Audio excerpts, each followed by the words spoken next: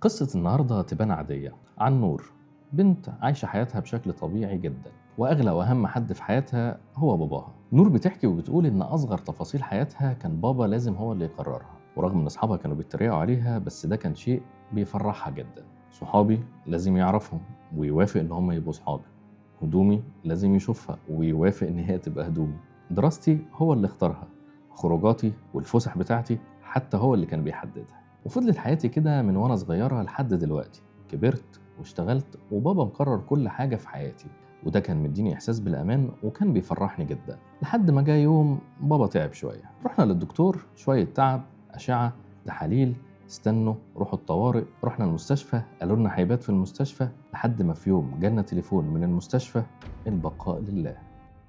لحد هنا القصة تبان عادية، لكن نور بتكمل وبتقول: حسيت إن أنا مش عارف أعيش، وفي أبسط قراراتي اليومية كنت بقعد أفكر لو هو عايش كان هيقول إيه أو هيعمل إيه، لو هو عايش اللبس ده كان هيعجبه ولا مش هيعجبه. بتكمل نور وبتقول: تعبت لدرجة إني خسيت 20 كيلو في شهر ونص، وتحت عينيا بقى اسود كحل من قلة النوم، وحتى لما كنت بنام كان بيجيلي بانيك اتاكس وانا نايمة، لحد ما بقيت اقلل نومي لان انا خايفة اصلا انام.